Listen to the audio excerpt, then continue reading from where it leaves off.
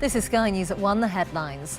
Thunder, lightning and chaos. More than 60,000 strikes across England and Wales. Flights are cancelled and diverted, homes burn and streets flood as a result of the dramatic weather. Campaigners call for the North to be next, growing demands for Theresa May to make abortion legal in Northern Ireland. Will they or won't they? Renewed hope that Donald Trump will meet Kim Jong-un next month, just days after he cancelled their planned summit. Organisers call off a music festival in Portsmouth after 2 people die. And protecting England's green and pleasant land. The government reveals plans for new national parks. Very good afternoon to you. Electric storms have caused chaos across the UK. There were more than 60,000 lightning strikes during last night's storm. We got some shots here to show you. These were captured in central London just before midnight last night. In the capital, the fire brigade had more than 500 weather-related calls, most of them due to flooding. Well, hundreds of passengers were stranded at Stansted Airport after a lightning strike caused the airport's fuelling system to fail. And we'll be speaking to a storms expert from the Royal Meteorological Society at around 1:20 this afternoon. We'll have more on that then. Now, there are growing pressures on the Prime Minister to legalise abortion in Northern Ireland. Campaigners celebrating yesterday's vote to allow abortion in the Republic of Ireland held up signs saying the North will be next. But with Northern Ireland's political institutions suspended, any change in the law would need to happen at Westminster. That's strongly opposed by the DUP, but prominent MPs from all other parties now say that they would support reform.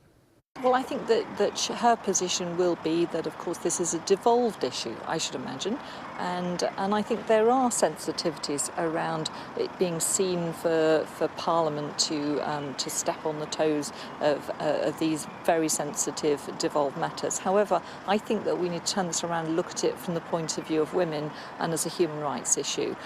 So I would like to see her come out and support change.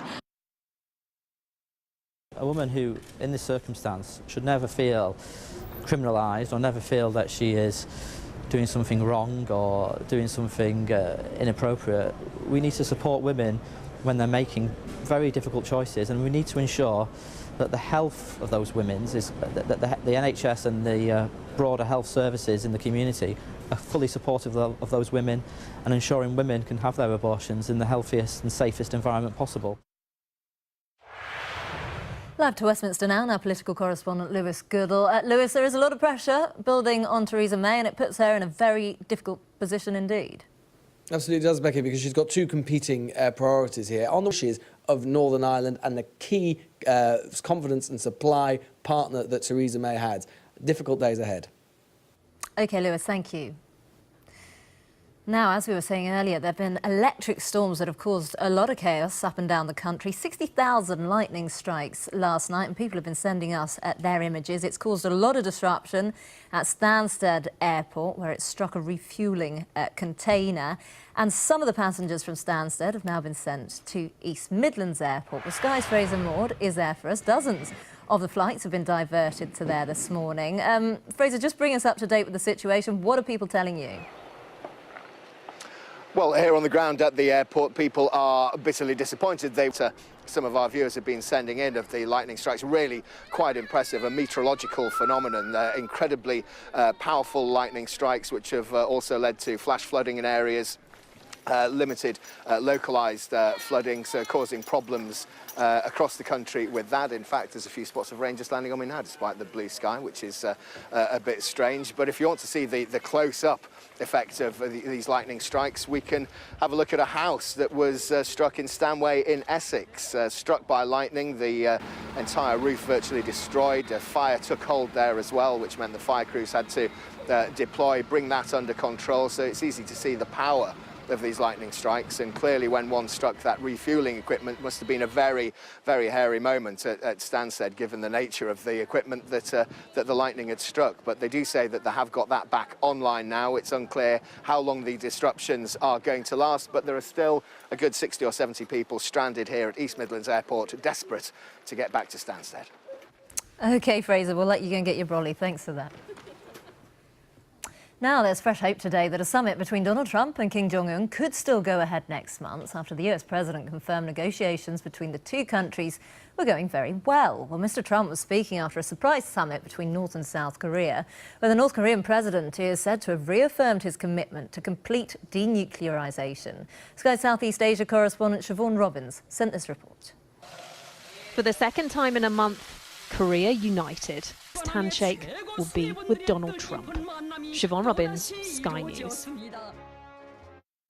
Well, let's take a look at some of the day's other news now. And a 15-year-old boy has been charged with murder over the death of another boy of the same age in Sheffield. South Yorkshire police said a post-mortem showed that the boy died of stab wounds to the chest after an attack in the city on Thursday. The accused boy is due to appear in court first thing tomorrow. Concerns growing for the safety of a 13-year-old girl who's been missing from her home in southwest London for 3 days.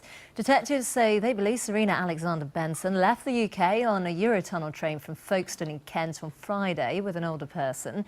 She'd been wearing a green school uniform at the time of her disappearance. England could get new national parks. The Environment Secretary Michael Gove has announced a review into the country's natural landscapes. There are currently 10 national parks, including the Lake District, Dartmoor and the New Forest. And the government believes that adding new ones could help to conserve the countryside for future generations. A music festival in Portsmouth has been cancelled after the deaths of 2 young people. An 18-year-old woman and a 20-year-old man died at the Queen Alexandra Hospital after they were taken ill at Mutiny Festival. Sky's Katerina Vatopsi is here with us now. Just bring us up to date with the latest. Well, Mutiny Festival have cancelled the second day of their festival after this tragic incident where 2 people died within half an hour of each other last night. Police say they're not treating the deaths as suspicious, but there are growing concerns that there may have been some sort of involvement of a dangerous substance or a bad batch of drugs, essentially. Festival organisers say the safety of our amazing customers has always been paramount to us, and so to keep everyone safe and in respect to those who have passed, we have taken the decision not to open today.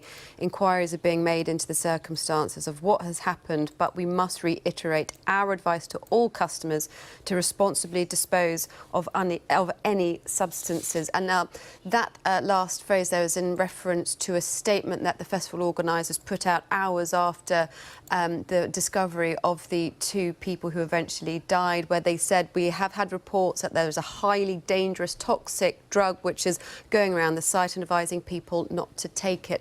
Clearly more investigation to be done by police. They've been on site over the last couple of hours, but as a blanket precaution, organisers did decide to cancel the remaining festival, leading to thousands of people leaving the site in their droves today. We've been speaking to some of them. I mean, we get it. Like, we wouldn't want anyone else to get hurt because of it. I mean, yesterday was pretty good, but it's just a bit sad and it's a horrible situation, really. Well, I understand, because obviously we don't want other people to taken anything and obviously the consequences. If people were testing it, people wouldn't die because they'd just go and test it. I think there just needs to be more safety precautions about the risks of what people are taking and knowledge about it, and I think by doing that it prevents a lot more stuff like this happening. The festival is a dance festival, and I think you get a sense from that just how young some of the people that go to this festival are. Organisers obviously not taking don't want to, risk any further injuries or illness on their site, so choosing to stop the festival so far. OK, Katerina, thank you. Now, in the end, it wasn't to be for Liverpool in last night's Champions League final. First, they lost their star player, Mo Salah, through injury, and then a series of goalkeeping errors gifted Real Madrid 2 goals on their way to a 3-1 victory. Sky's Tom Parmenter spoke to some disappointed Liverpool fans before they made their way back from Kiev. From there, he sent this report. The Red Sea ran deep through the streets of Kiev. Cost them the perfect ending. Tom Parmenter, Sky News, Kiev. You're watching Sky News. Coming up, we'll be asking a storms expert what caused last night's 60,000 lightning strikes. More on that after the break. 49, and the Alto sideboard looks sharp in any home for just $399. The bank holiday weekend at Oak Furnitureland. Don't miss out.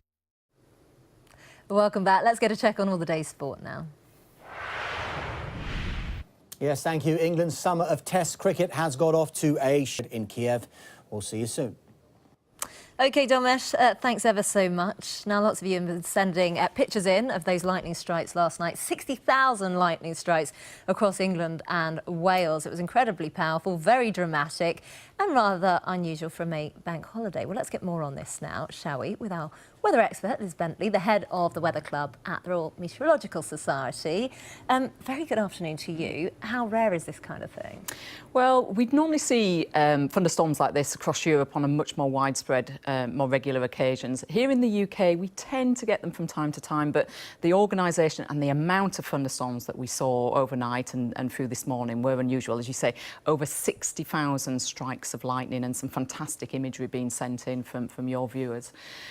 If you've ever been abroad, you tend to find that heat builds during the day and then you get these spectacular thunderstorms overnight, you know, across parts of, say, the Mediterranean and other parts of Europe.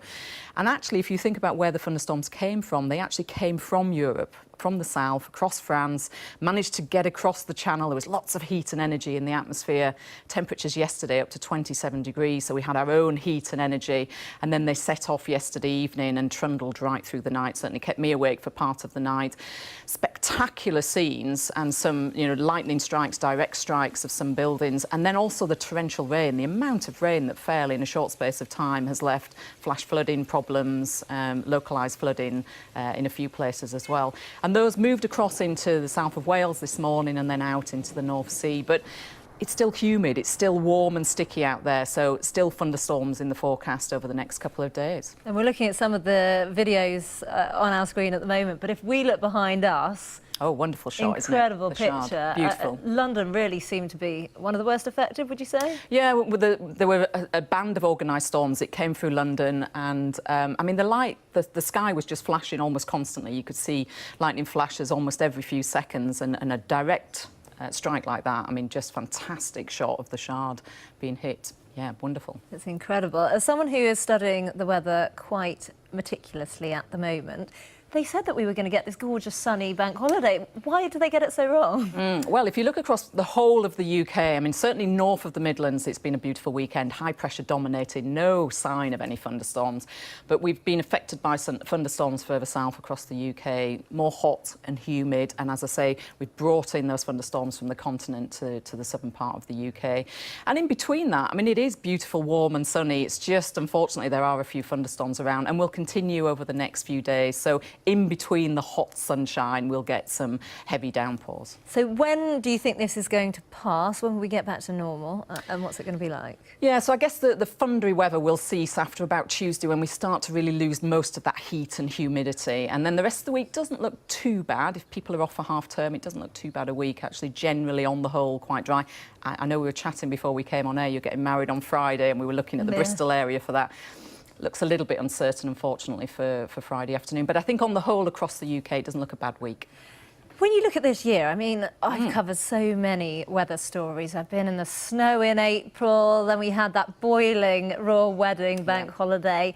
Now this very strange, you know, thundering kind of conditions. What's going on with it all? Oh, one extreme to the other. As you say, we were talking beast from the east just a few months ago, sub-zero temperatures, heavy snow, and then we got into the heat of, as you say, the early bank holiday weekend, record-breaking May Day temperatures, 29 degrees. And again, it's 27, 28 out there again today. So very unusual to go from one extreme to the other.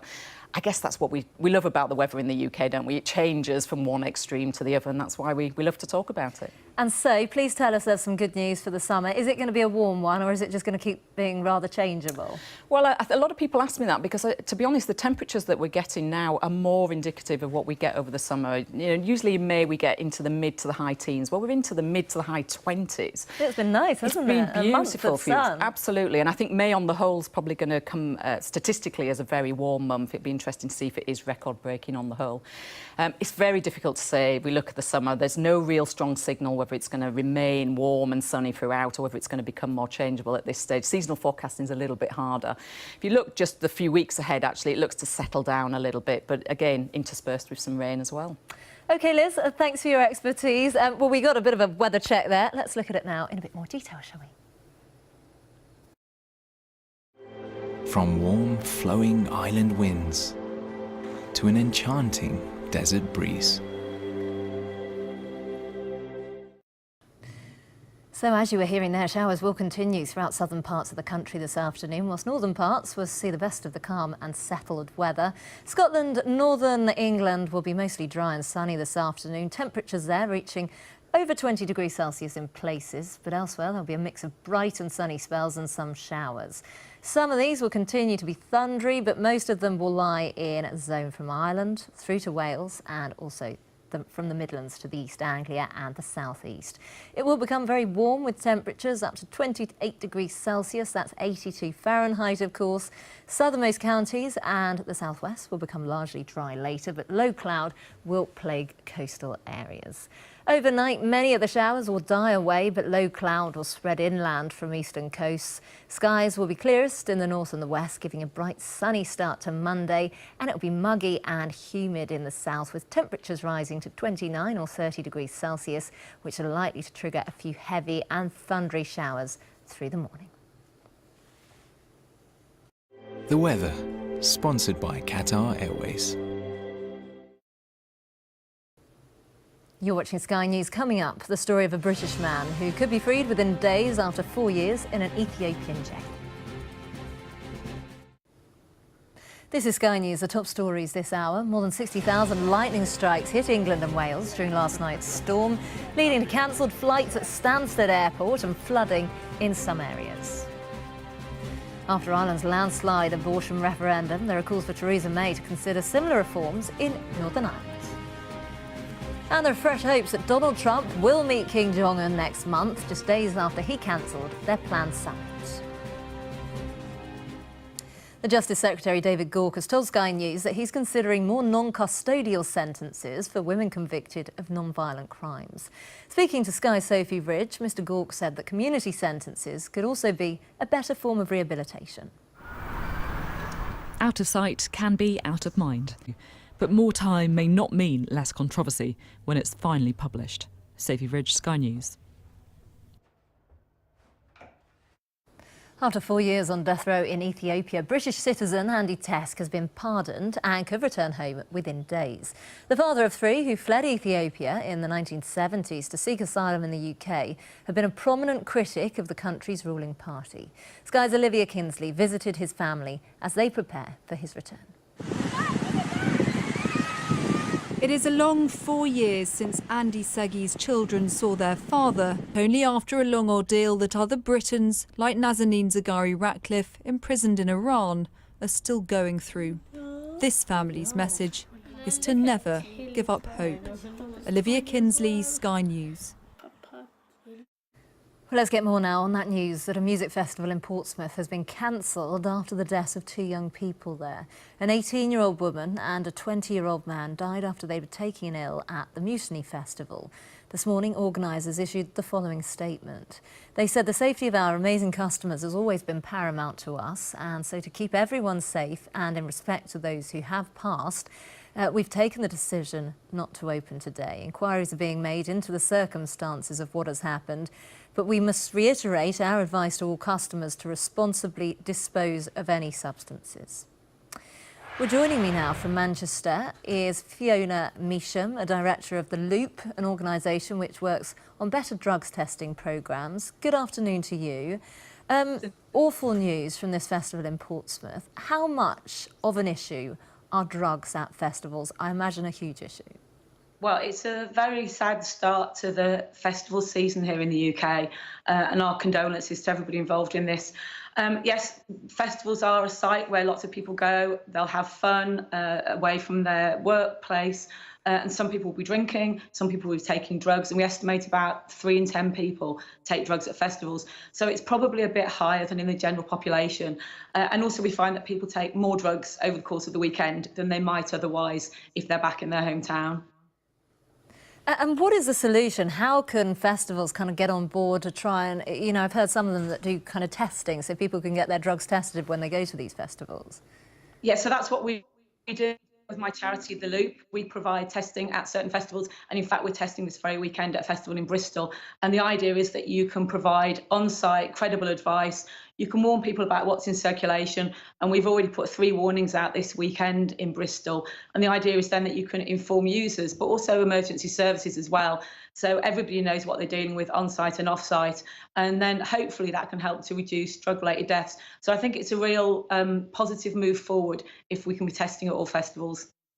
Do you think that there is a change in youngsters' drug habits? I mean, is it getting worse, or are drugs just an issue that we've always had and people have had to try and find ways to try and deal with? Actually, drug use isn't increasing in the UK, but what is increasing is drug-related deaths, and that's a real concern for all of us. And in fact, part of the reason for this is the high purity substances in circulation. So we've put out warnings of pills over the course of the weekend in Bristol, and it could be that people are overdosing. Obviously, we don't know about this particular case, but there's a worry that people are just taking too many of these substances. So our recommendation is moderation in everything.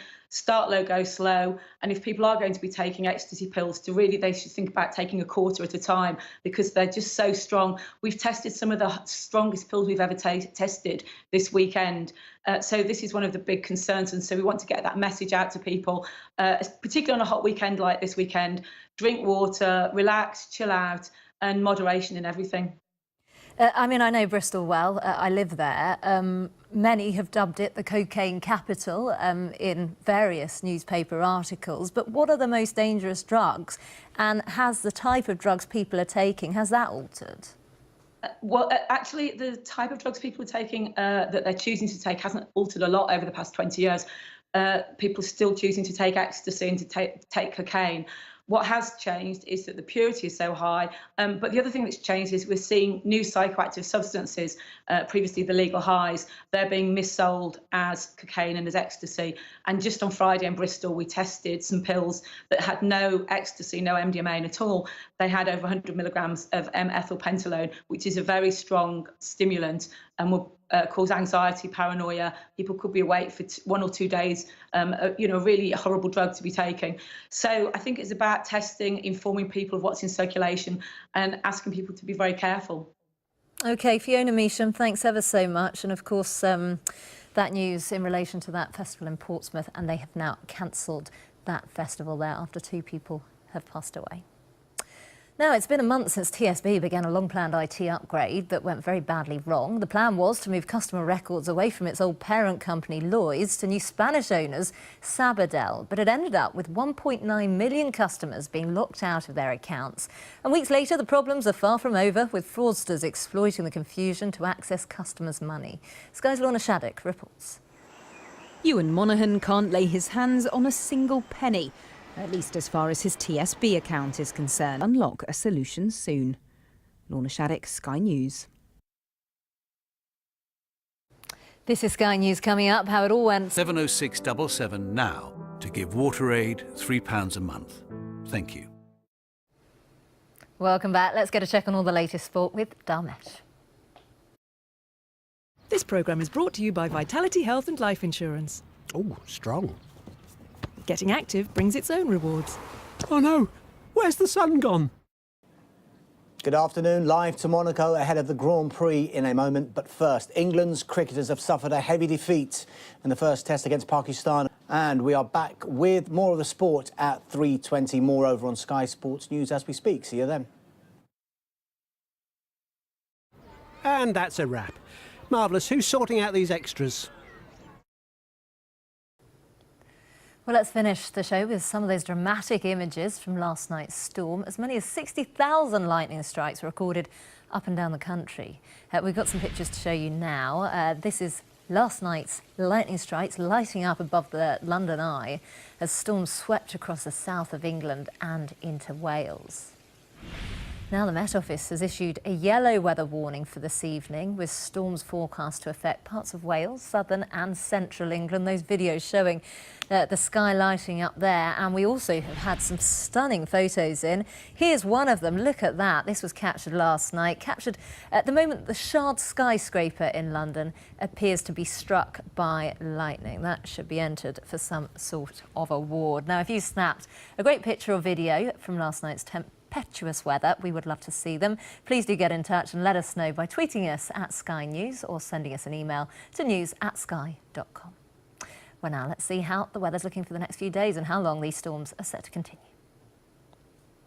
From cool, brisk northern fjords to the warm, tranquil waters of Southeast Asia.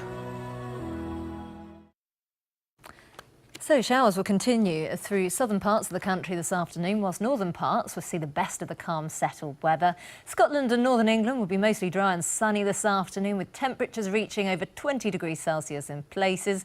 Elsewhere, there will be a mix of bright and sunny spells and showers. Some of these will continue to be thundery, but most will lie in a zone from Ireland through Wales and the Midlands to East Anglia and the southeast. It will become very warm, with temperatures up to 28 degrees Celsius. Southernmost counties and the southwest will also become largely dry later, but low cloud will plague some coastal areas. The weather, sponsored by Qatar Airways. You're watching Sky News. Coming up, we'll have the very latest on the travel disruption that's been caused by those lightning storms from across the UK last night.